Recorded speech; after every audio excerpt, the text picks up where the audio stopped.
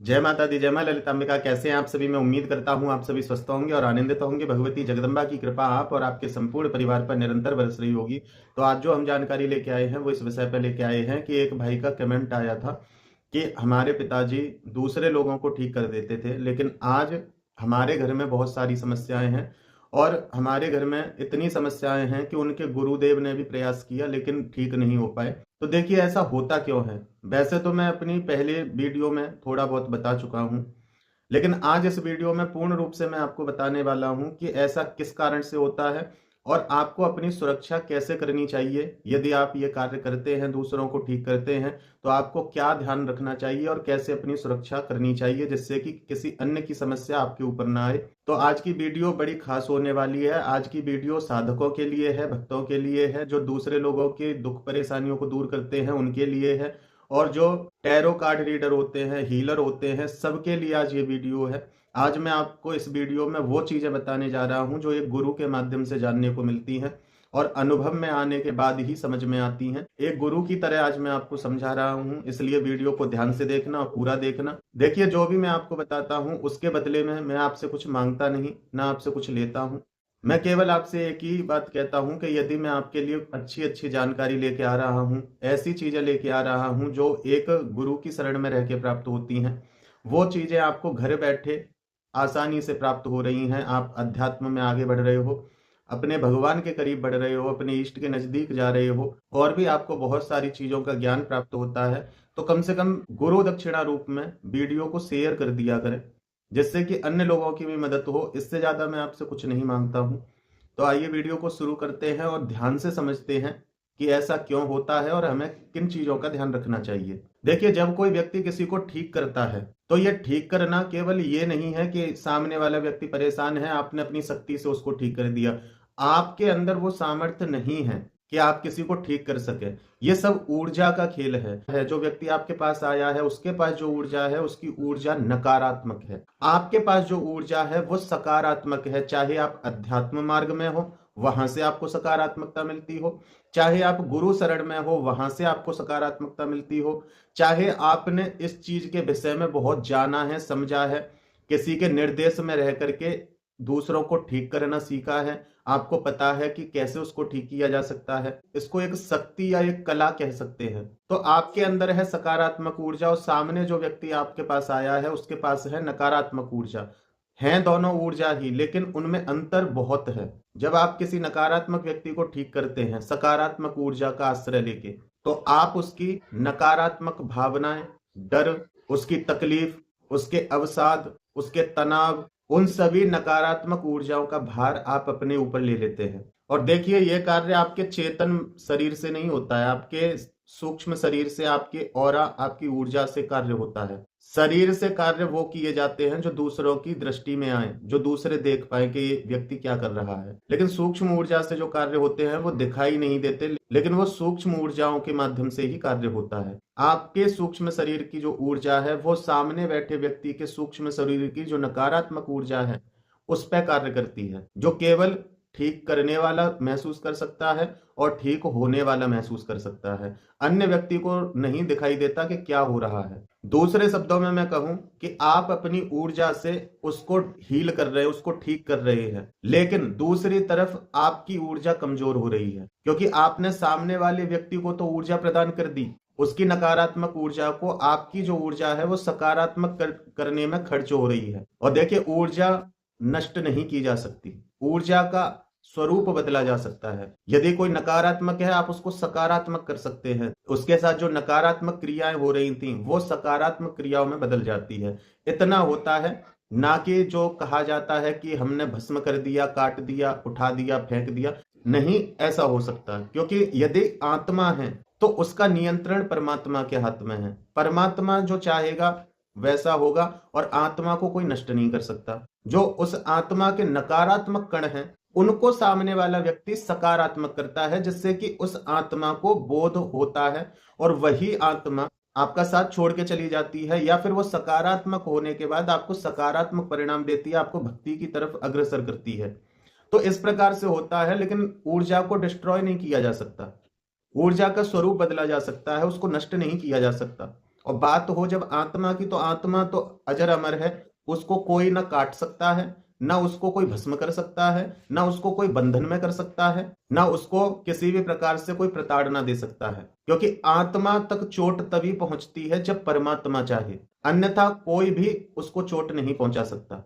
जब कोई नकारात्मक व्यक्ति होता है, उसे पूजा पाठ करने की क्यों कहा जाता है, मंत्र जाप साधना करने की क्यों कहा जाता है, जिससे कि उसकी वो नकारात्मकता सकारात्मकता में बदल जाए, और जिन चीजों से वो डर रहा था उन चीजों से वो कुछ सीख लेने लग जाए। तो सामने वाले को तो लोग हील कर देते हैं, लेकिन खुद कमजोर हो जाते हैं, खुद की ऊर्जा गिर जाती है। अब देखिए, यहाँ जिनका ये काम है, जिन्होंने ये काम सीखा है, तो उनको तो इतनी समस्या नहीं आती है, क्योंकि उनको सब कुछ सिखाया जाता है कि कैसे करना है, क्या करना है, कहाँ की ऊर्जा को कहाँ स्थापित करना है, कौन सी ऊर्जा किस प्रकार से हील की जा सकती है।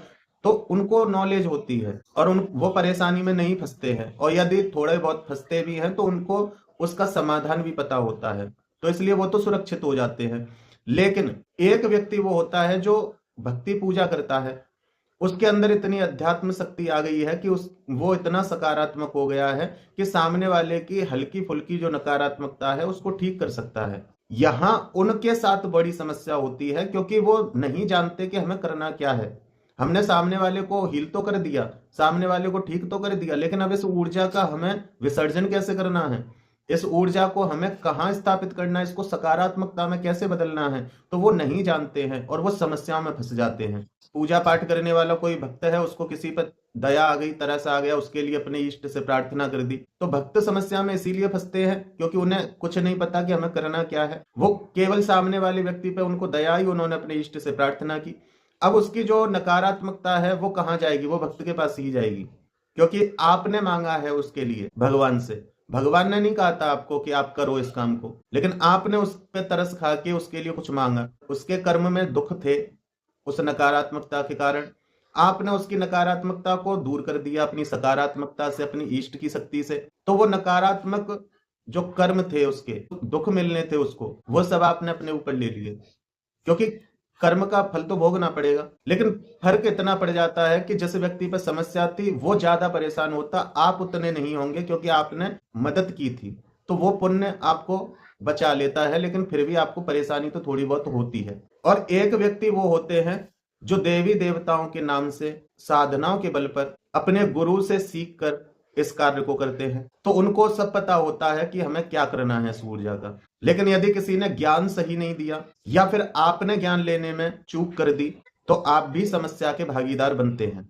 यदि आपने सही से कहीं से नहीं सीखा है कि सामने वालों को ठीक कैसे करना है, तो आप इस काम को नहीं करें। आप भक्ति करते हैं, पूजा पाठ करते हैं, अच्छी बात है, आपकी सकारात्मकता बढ़ती है, उस सकारात्मकता को अपने लिए और अपने परिवार के लिए ही इस्तेमाल कीजिए, क्योंकि आपकी ऊर्जा उतनी नहीं है कि आप सामने वाले को हील कर सकें, और हील करने के बाद आप खुद सुरक्षित रह सकें। तो यदि आपको यह कार्य करना है तो विधि विधान से सीखिए, किसी गुरु की शरण में रह के, उनकी सेवा करके, समय देना पड़ता है, उनसे सीखिए, तब आप इस कार्य को करें, अन्यथा आप इस कार्य को ना करें। इससे आप और आपका घर और आपके घर के सदस्य सभी परेशान हो जाएंगे, क्योंकि आपको नहीं पता कि सामने वाले की नकारात्मकता कितनी बड़ी है, क्या कहीं आपकी सकारात्मकता पे भारी ना पड़ जाए। तो ऐसे लोग दूसरों को तो ठीक कर देते हैं, लेकिन खुद अंदर से कमजोर, थके हुए और बेहाल हो जाते हैं। ऐसा लगता है कि हमारे शरीर की ऊर्जा निकल गई है, एकदम से थके परेशान हो जाते हैं। अब बात करते हैं ऊर्जा एक्सचेंज कैसे की जाती है। देखिए, जब दो लोग आपस में बातचीत करते हैं तो उससे भी ऊर्जा एक्सचेंज होती है, सामने वाले की बातों के और हमारी बातों के माध्यम से ऊर्जा एक्सचेंज होती है। या आप किसी बीमार या दुखी परेशान व्यक्ति को छूते हैं,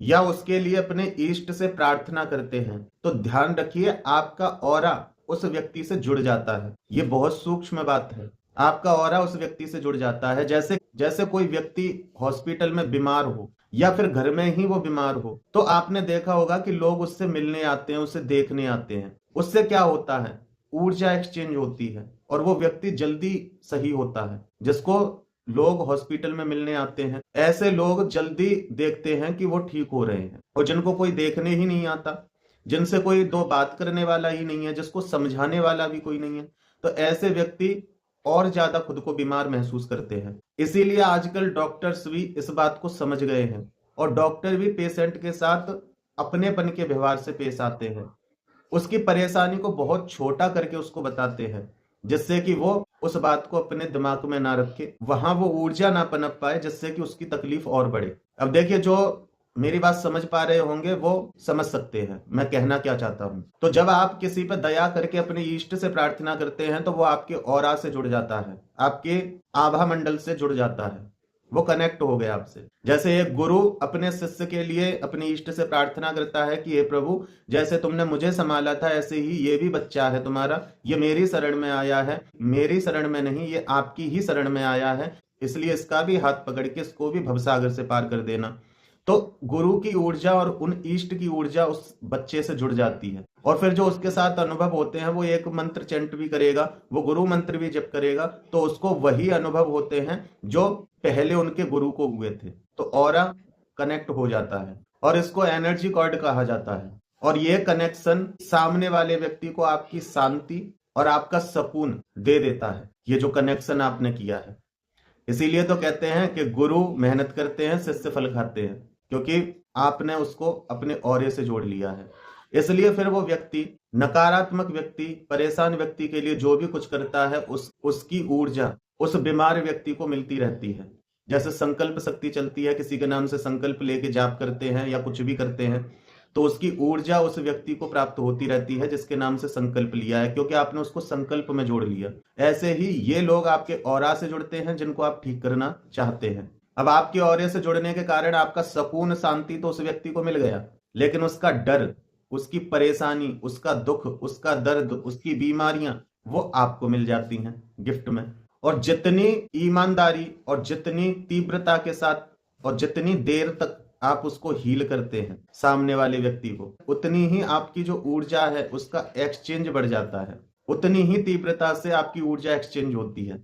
अब जिन लोगों को ये चीज पता नहीं है तो वो तो नहीं जानते, लेकिन जिनको पता है वो देख सकते हैं। आप किसी के दुखों को सुनो, अपने आप देखना कि उसका तो दुख कम हो जाएगा, उसने आपके सामने उड़ेल दी अपनी सारी बातें, लेकिन कहीं ना कहीं उसकी कही हुई बातों में से जो ऊर्जा आपके ऑरे से कनेक्ट होगी वो कुछ समय तक आपको विचलित कर सकती है। और यही कारण है कि आपकी ऊर्जा लीक भी होती है। जो लोग कहते हैं ना कि ऐसा लग रहा है हमारी ऊर्जा को कोई चुरा रहा है, आपकी ऊर्जा को, आज मैं ये सत्य बता रहा हूं, आपकी ऊर्जा को बिना आपकी इच्छा के कोई नहीं चुरा सकता है, कोई भी नहीं। ये आपकी ही गलती के कारण ऐसा होता है कि आपकी ऊर्जा लीक होती है।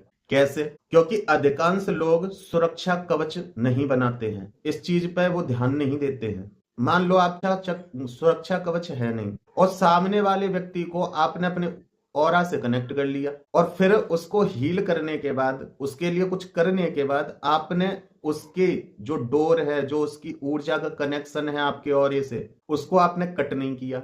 कट भी करना पड़ता है, नहीं तो मेहनत आप करोगे, फल किसी और को मिलता रहेगा। पहले तो आप जो मेहनत करोगे उससे वो हील होता रहेगा, उसकी परेशानियां दूर होती रहेंगी, लेकिन परेशानियां दूर करने के बाद ऑरे से उसको कट करना पड़ता है, अपने संकल्प से उसको हटाना पड़ता है। और जो व्यक्ति ऐसा नहीं करते हैं तो वो व्यक्ति ठीक होने के बाद ऊंचाइयों पे चढ़ता जाएगा, क्योंकि मेहनत आप करोगे, फल उसको मिलता रहेगा।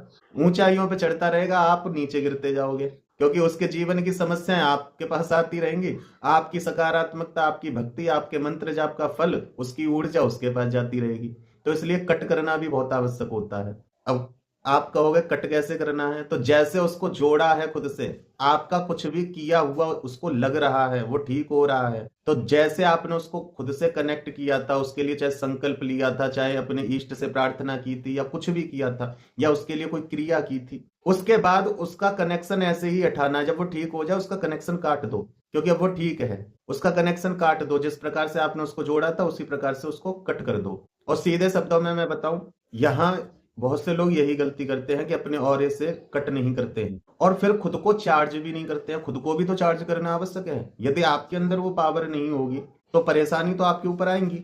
और कुछ लोग तो भावनात्मक सीमाएं भी नहीं बनाते, और कुछ लोग भावनात्मक सीमा बना के रखते हैं। कुछ लोग तो ऐसे हो जाते हैं कि बस उन्हें कुछ समझ में नहीं आता, दिन रात बस यही ठान लेते हैं कि मुझे ये इंसान ठीक करना है, मुझे ये इंसान ठीक करना है, उससे भावनात्मक रूप से जुड़ जाते हैं। अब यहाँ जिनका ये काम है, जिन्होंने ये काम सीखा है, तो वो भावनात्मक किसी से रिश्ता नहीं रखते, उनकी दृष्टि में इतना होता है, ये मेरा क्लाइंट है, ये मुझे ठीक करना है, इसके बदले ये मेरी पेमेंट करेगा। तो वो भावनात्मक रूप से नहीं जुड़ते, बस वो अपना काम समझ के इस काम को करते हैं।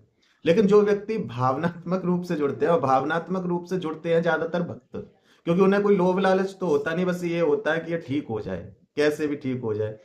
उसको कोई समस्या होती है, उसे समझाने चले जाते हैं, उसको फोन पे समझाने लग जाते हैं। तो ये ऊर्जा एक्सचेंज और तीव्रता से होती है, क्योंकि आप भावनात्मक रूप से जुड़ गए उससे। और इसी कारण से दूसरों की जो ऊर्जाएं हैं, जो नकारात्मकता है, वो आपके ऑरा में चिपक जाती है, वो आपके ऑरे से चिपकती है, तो आपका ऑरा छिन्न भिन्न होता है।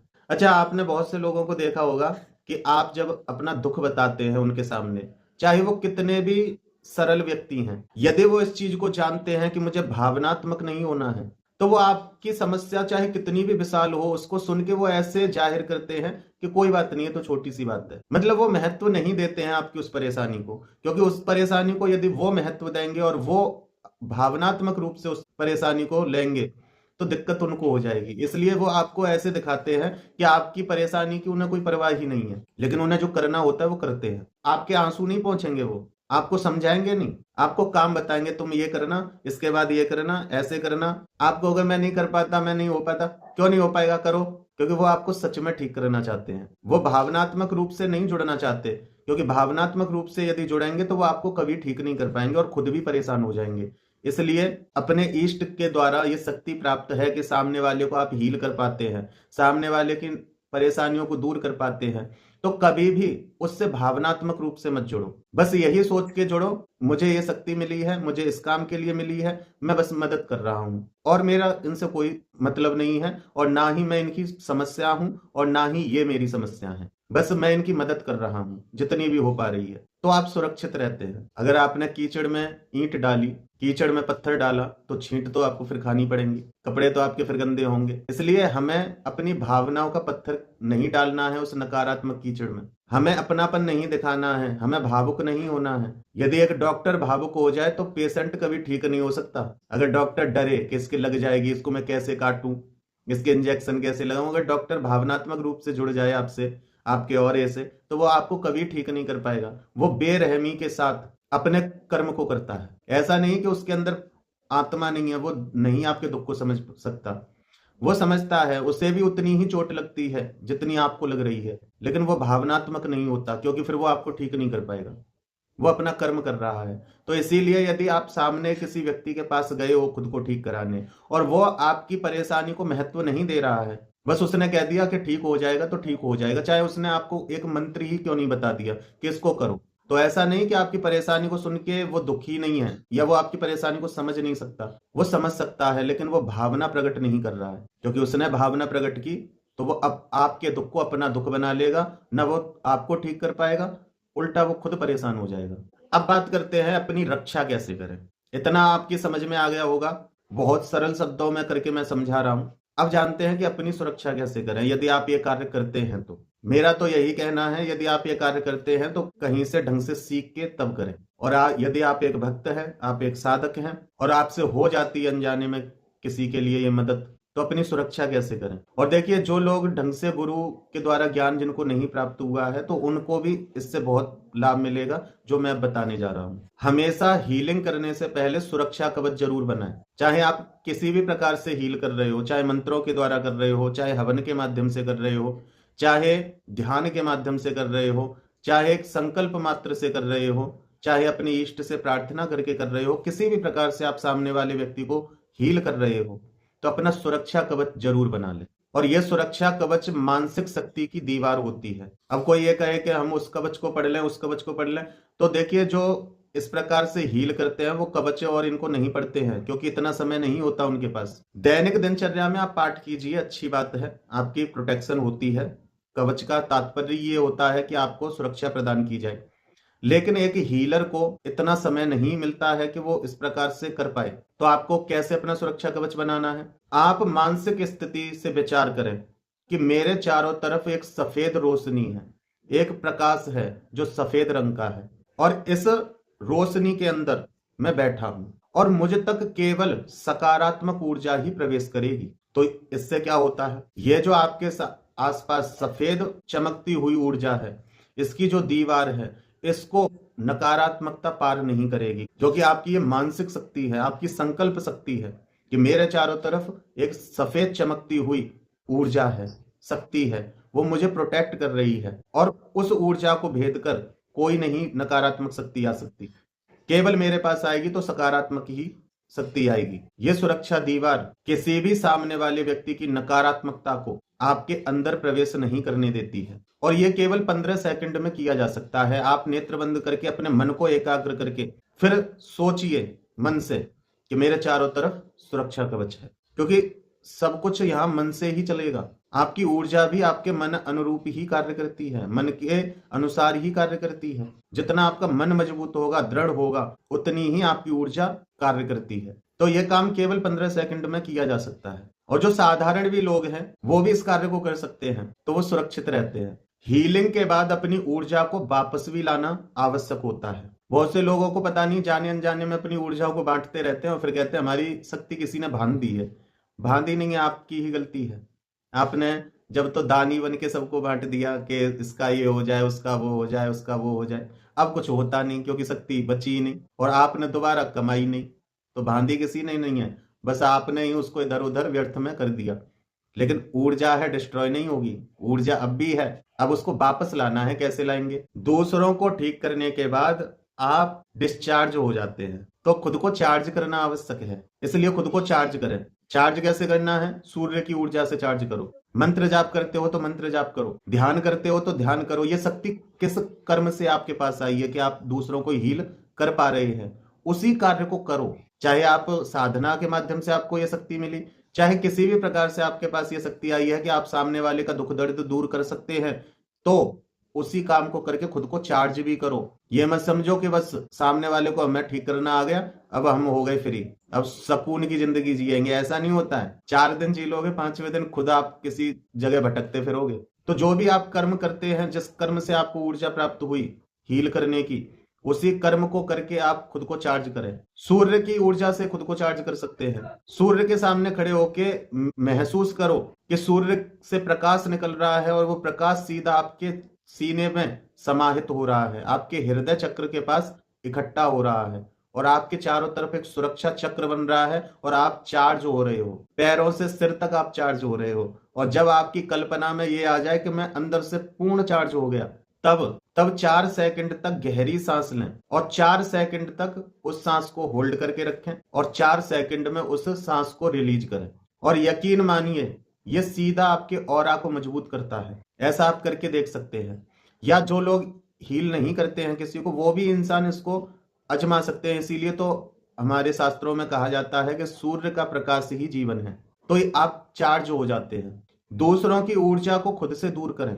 ध्यान में या शांत मन से बैठकर आपको मन से बोलना है कि जो मेरी ऊर्जा नहीं है वो मुझसे दूर हो जाए, मुझसे अलग हो जाए। और महसूस करो कि आपके शरीर से एक काले धुएं के रूप में कुछ बाहर निकल रहा है। आप हील हो रहे हो, आप खुद हील हो रहे हो और आपके अंदर सूर्य जैसा तेज भर रहा है। ऐसी कल्पना, ऐसा ध्यान ही आपके ऑरे को स्वच्छ कर देता है। और इसी तकनीकी से साधु संत साधक खुद को सुरक्षित रखते हैं।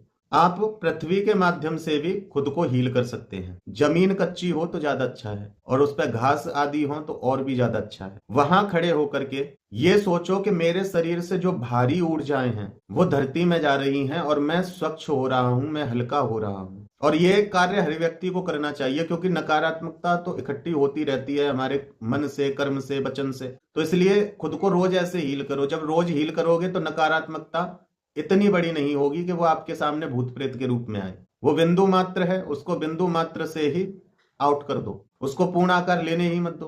तो रोज खुद को हील करो, चाहे कोई भी हो। और जो लोग दूसरों की मदद करते हैं उनको तो जरूर ही करना है। तो उसी समय जो धरती है वो आपकी ऊर्जा को संतुलित कर देती है, सारी आपके शरीर की नकारात्मकता को खींच लेती है। ये ब्रह्मांड शब्द का खेल है। जैसा आप सोचते हैं, जैसा आप करते हैं, वैसा ही होता है, वैसा ही इस ब्रह्मांड में घटता है। यही तो कहा जाता है कर्म का फल। आप किसी को गाली दो तो रिप्लाई में गाली ही तो मिलेगी।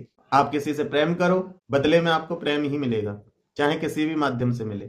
तो ये ऊर्जा का खेल है, सब कुछ शब्दों का खेल है। जो आप सोचते हैं, करते हैं, वही घूम फिर के आपके पास वापस आता है। तो ऐसे ही जब आप सोचते हैं कि मेरे शरीर की भारी ऊर्जाएं जो हैं, जो नकारात्मक तत्व हैं, जो बीमारियां हैं, परेशानियां हैं, चिंता हैं, वो सब पृथ्वी में जा रहे हैं, वो सब धरती सोख रही है। आपको पता है गुरुत्वाकर्षण है, कोई भी चीज ऊपर नहीं रुकेगी, ऊपर फेंकी हुई चीज नीचे आएगी। तो आपके शरीर की भी नकारात्मक एनर्जी, जब आप संकल्पित होके अपने मन को एकाग्र करके ये विचार करते हैं, ये कल्पना करते हैं, तो आपकी नकारात्मकता धरती सोख लेती है और धरती आपकी ऊर्जा को संतुलित कर देती है। दूसरों की भावनाओं को कभी मत अपनाओ। जो दूसरों की चिंता, परेशानी, दुख, दर्द को अपना मान लेते हैं, तो वो तो आपके सामने हल्का हो जाता है, क्योंकि आपने उसको हील किया है, चाहे अपनी बातों से, चाहे उसके लिए कुछ करके, चाहे उसके लिए प्रार्थना करके, आपने उसको तो हील कर दिया, लेकिन वो बीमारी आपके पीछे लग गई।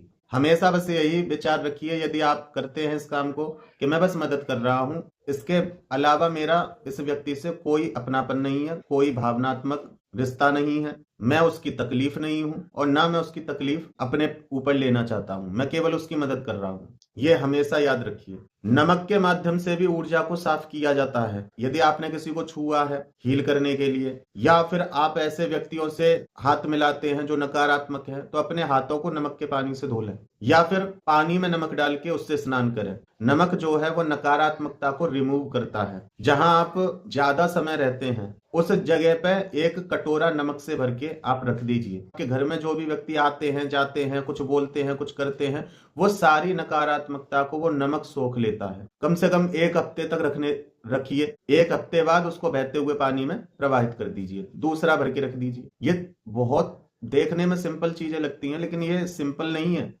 ये बहुत ही प्रभावशाली रेमेडी है, ये बहुत ही प्रभावशाली कार्य है। नमक आपकी आभा को साफ करता है। मंत्र सुरक्षा भी करें, अपने इष्ट का मंत्र जप करें, जो आपको सबसे ज्यादा प्रिय है उस मंत्र का जप करें, क्योंकि उसी मंत्र से तो आपको ये पावर मिली दूसरे के दुख दूर करने की। तो उस मंत्र को चैंट करते रहें, जिससे कि आपकी एनर्जी बनी रहे, क्योंकि मंत्र चैंट करने से आपका ऑरा लॉक हो जाता है और उस ऑरे में नकारात्मकता प्रवेश नहीं करती है। देखिए, ऊर्जा सबसे ज्यादा कमजोर कब होती है? जो भी लोग इस काम को करते हैं वो ध्यान रख लीजिए किन समय पे आपको ये कार्य नहीं करने चाहिए। जब आप बहुत ज्यादा थके हुए हों, दूसरों की मदद इस टाइम मत करना। जब आप ज्यादा थके हों, आपको भूख लग रही हो, तब भी मत करना। आप गुस्से में हो, तब भी इस काम को मत करना। आपका मन उदास है, तब भी मत करना, क्योंकि आपका मन एकाग्र नहीं हो पाएगा और आपको भी समस्या होगी और सामने वाले व्यक्ति की भी समस्या कम होने के बजाय बढ़ सकती है, क्योंकि आपके ऑरे से वो कनेक्ट है। तो वो आया अपनी परेशानी को ठीक करने, लेकिन आपकी परेशानी भी उसके साथ और जुड़ जाएगी, क्योंकि आप खुद परेशान हैं। तो ऐसे टाइम पे मत करो किसी को हील। किसी पे दया से ज्यादा सहानुभूति है, मत करो इस काम को, क्योंकि इस समय में आप किसी की यदि मदद करते हो तो आपकी ऊर्जा टूटती है और आप समस्या में पड़ सकते हैं। क्योंकि किसी को भी हील करने के लिए शारीरिक और मानसिक सुरक्षा बहुत जरूरी है। देखिए, अपनी ऊर्जा बचाना जरूरी क्यों होता है? यदि आपकी ऊर्जा मजबूत है, आप दूसरों को ठीक कर सकते हैं, और अगर आपकी ऊर्जा कमजोर हो गई तो आप दूसरों का दर्द, परेशानी अपने अंदर जमा करते रहते हैं, स्टोर करते हैं। एक खाता खुल जाता है, उसमें उसके दुख, परेशानी, सारी चीजें जमा होती रहती हैं आपके लॉकर में। और ये कारण है कि आपने देखा होगा बहुत से आध्यात्मिक लोग, tarot card reader, recce healer, साधक, ज्योतिषी, गुरु तनावग्रस्त रहते हैं, अपनी ही समस्याओं में उलझ जाते हैं, कमजोर हो जाते हैं, क्योंकि वो लोग दूसरों को तो ठीक कर देते हैं लेकिन खुद सुरक्षित नहीं हो पाते हैं। या तो उन्हें ज्ञान नहीं होता, या फिर उनकी ऊर्जा कमजोर हो जाती है। देखिए, दूसरों को ठीक करना आपकी शक्ति है, लेकिन खुद को सुरक्षित रखना आपकी जिम्मेदारी है। यदि आपका ऑरा मजबूत होगा तो आप ज्यादा से ज्यादा लोगों की मदद कर सकते हो, ज्यादा से ज्यादा लोगों को हील कर सकते हो। आपके ऊपर नकारात्मकता असर नहीं करेगी, आप शांत रहेंगे, सुरक्षित रहेंगे और प्रसन्न रहेंगे, और आपकी आध्यात्मिक शक्ति भी बढ़ेगी। तो आप समझ पाए होंगे कि आपको क्या करना है, कैसे अपनी प्रोटेक्शन करनी है, सामने वाले को कैसे हील करना है। सामने वाले को यदि आपने अपने संकल्प से जोड़ा है तो उसके ठीक होने के बाद उससे अपना कनेक्शन काटना आवश्यक है। किसी से भी भावनात्मक रूप से जुड़ना नहीं है, केवल आप इस भाव से जुड़िए कि मैं इस व्यक्ति की मदद कर रहा हूं। अपने लिए आपको प्रयत्न करना चाहिए, अपनी ऊर्जा को चार्ज करते रहना चाहिए। और यदि आपको यही कार्य करना है कि आप किसी के निर्देशन में पूर्ण रूप से इस कार्य को सीखिए, जिससे कि आप और आपके परिवार पर कोई समस्या ना आए। और यदि जाने अनजाने में आपने भावनात्मक होके किसी की मदद कर दी है और आपके जीवन में समस्या शुरू हो गई है, तो आपको जो मैंने इसमें उपाय बताए हैं, नमक का स्नान, नमक रखना, नमक से हाथ धोना, खुद के मन से कल्पना करना, अपनी ऊर्जा को, नकारात्मक भारी ऊर्जा को पृथ्वी को समर्पित करना, सूर्य का तेज अपने अंदर भरना, मंत्र जाप करना, तो इन कामों को करना प्रारंभ कर दीजिए। आप रिलैक्स हो जाएंगे, आप खुद महसूस करेंगे कि अब हम हल्के होते जा रहे हैं, हम ठीक होते जा रहे हैं। आज से ही ट्राई कर सकते हो। जैसा आप सोचोगे वैसा ही ब्रह्मांड में घटित होता है। तो फिर मिलते हैं एक ऐसी ही अगली वीडियो में एक नई जानकारी के साथ। तब तक अपना और अपने परिवार का ध्यान रखें, भगवान की भक्ति करें, निरंतर भक्ति पथ पर आगे बढ़ते रहें। जय माता दी, जय मां ललितांबिका।